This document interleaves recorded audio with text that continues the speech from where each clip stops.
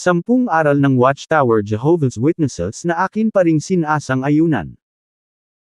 Bago ko simulan ang aking paksa sa video na ito, ay ipapaliwanag ko muna ang kaibahan ng Watchtower Jehovah's Witnesses at bilang isang Reformed Jehovah's Witness. Kapag sinasabing Watchtower Jehovah's Witnesses, sila yaong mga saksi ni Jehovah na debotado o naniniwala sa lahat ng aral na ipinapahayag ng Watchtower Organization. Sa kabilang banda naman, ang isang Reformed Jehovah's Witness ay isang saksi ni Jehovah na, bagaman naniniwala sa karamihan sa aral ng Watchtower, pero may mga aral ito na hindi pinaniniwalaan. Lalong-lalo na kung ito ay taliwas sa sinasabi ng Biblia. Naniniwala ang isang Reformed Jehovah's Witness na mas mataas ang awtoridad ng Biblia, kumpara sa makalupang korporasyon o organisasyon ng tao. Sa puntong ito, akin ang tatalakayin ang 10 aral ng Watchtower Jehovah's Witnesses na aking pa ring sinasang-ayunan bilang isang Reformed Jehovah's Witness. Una, gaya ng iba pang mga saksi ni Jehovah, naniniwala ako na mayroon lamang iisang Diyos na karapat-dapat kilalanin at sambahin, at iyon ang ating makalangit na Ama, si Jehovah. Ang Ama lang ang Diyos at hindi ang Trinidad, siya ang Diyos na walang pasimula at walang katapusan.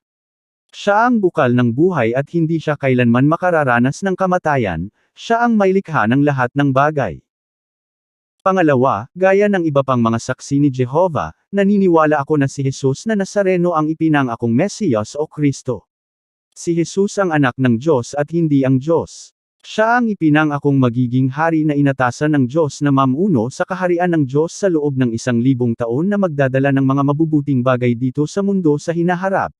Gaya ng iba pang saksi ni Jehovah, naniniwala ako na ang buhay ni Jesus dito sa lupa ay nagbigay sa atin ng ehemplo o halimbawa kung paano dapat tayo mamuhay bilang mga lingkod ng Diyos. Pangatlo, gaya ng iba pang mga saksi ni Jehovah, naniniwala ako na ang tunay na layunin ng Diyos dito sa lupa ay ibalik ito sa pagiging paraisong lupa gaya nung una, at na ito ang magiging tahanan ng mga tapat na lingkod ng Diyos sa hinaharap na makararanas ng lahat ng mabubuting bagay na ilalaan ng kaharian ng Diyos, wala ng sakit, wala ng magugutom, magkakaroon ng lahat ng sarili nilang tahanan, wala ng paghihirap, wala ng kamatayan, at ang lahat ng tao at hayop ay mamumuhay ng kaayon ng kalooban ng Diyos. Pang-apat, tulad ng lahat ng iba pang mga saksi ni Jehovah, naniniwala ako na dapat tayong magkaroon ng balanseng pananaw sa pananampalataya at paggawa ng mabubuting mga gawa, at na ang dalawang ito ay mahalaga. Upang makamtan natin ang buhay na walang hanggan na igagantimpala ng Diyos sa kanyang tapat na mga lingkod.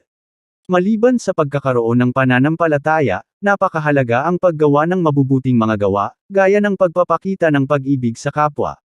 Ito ay tanda ng pagiging tunay na Kristiyano. At dahil naglilingkod tayo sa dalisay na Diyos, dapat rin tayong mamuhay ng may malinis na moralidad. Panglima, gaya ng iba pang mga saksi ni Jehovah, naniniwala ako na ang pangunahing tema ng pangangaral o ministeryo ni Jesus ay ang pagpapakilala na mayroon lamang iisang Diyos na dapat kilalanin. Ang ating makalangit na Ama. At na siya lamang ang ating paglalaanan ng ating pagsamba at debosyon. Karagdagan pa, pangunahing itinuro ni Jesus na darating ang kaharian ng Diyos, at na ito ang natatanging solusyon sa lahat ng problema sa mundo. Pang-anim, gaya ng iba pang mga saksi ni Jehovah, naniniwala akong hindi ang Diyos ang dahilan o nagpapangyari ng kahirapan at pagdurusa ng tao. Hindi Diyos ang sanhi ng lahat ng masasamang pangyayari sa mundo. Iniisip ng ibang tao na ang Diyos ang sanhi ng mga kalamidad, bagyo, delubyo at mga lindol na nagpapahirap sa mga tao. Pero gaya ng iba pang mga saksi ni Jehovah, naniniwala akong hindi ito mula sa Diyos. Para sa mas kumpletong paliwanag sa isyong ito ay gumawa ako ng isa pang video na tumatalakay sa paksang ito. Pakisuyong pindutin na lamang ang link na naka-attach sa videong ito. Pang-7, ang paniniwala ko sa kalagayan ng mga patay ay gaya rin ng iba pang mga saksi ni Jehovah. Ayon sa Biblia, kapag namatay ang isang tao ay wala na itong alam sa mga nangyayari sa kanyang paligid. Ang patay ay unconscious. Inihalin tulad ni Jesus ang kamatayan sa pagkatulog. Sinasabi ng Biblia na wala ng gawain, pagpaplano, kaalaman, o karunungan sa libingan. Kapag namatay ang isang tao ay wala ng bahagi natin ang mananatiling buhay gaya ng iniisip ng karamihang tao. Ang kamatayan ay kabaliktaran ng buhay. Pang-8, gaya ng iba pang mga saksi ni Jehovah ay naniniwala ako na ang buhay, Ang kamatayan at ang muling pagkabuhay ni Kristo Jesus ay mahalaga para makamit ang kaligtasan. Ngunit mayroon ring pagkakaiba ang aking pagkakaintindi sa paksang ito kung ikukumpara sa turo ng Watchtower Jehovah's Witnesses. Para sa mas malawak na paliwanag, ay gagawa ako ng isa pang video sa paksa ng atonement. Pangsyam, gaya rin ng iba pang mga saksi ni Jehovah ay naniniwala rin ako na nabubuhay na tayo sa huling mga araw. Naniniwala ang Watchtower Jehovah's Witnesses na nasa huling mga araw na tayo tungo sa nalalapit na Armageddon o ang dakilang paghuhukom ng Diyos sa hinaharap. Sa kabilang banda naman, naniniwala ako na nasa huling mga araw na tayo tungo sa nalalapit na pagbabalik o sa literal na presensya ni Kristo Jesus. Opo, bilang isang Reformed Jehovah's Witness hindi ako naniniwalang bumalik na si Jesus noong taong 1914 gaya ng itinuturo ng Watchtower Jehovah's Witnesses. Gagawa rin po ako ng video sa paksang ito sa susunod na pagkakataon.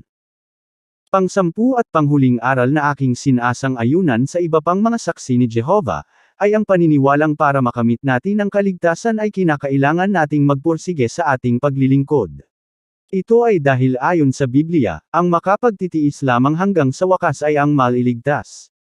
Tulad ng iba pang mga saksi ni Jehovah hindi ako naniniwalang tinanggap mo lang si Kristo sa iyong puso ay maliligtas ka na. Mali ang turong, once saved always saved. Dapat tayo magsumikap na maging tapat na lingkod ng Diyos hanggang sa wakas. Marami pang aral ng Watchtower Jehovah's Witnesses ang aking sinasang-ayunan. Hindi ko na lahat ito matatalakay. Sa susunod naman na video na kaugnay nito ay tatalakayin ko ang mga aral na hindi ko na sinasang-ayunan na kasalukuyang itinuturo ng Watchtower Organization. Hanggang sa susunod nating pagtalakay mga kapatid, paalam, at pagpalain kayong lahat ng Diyos.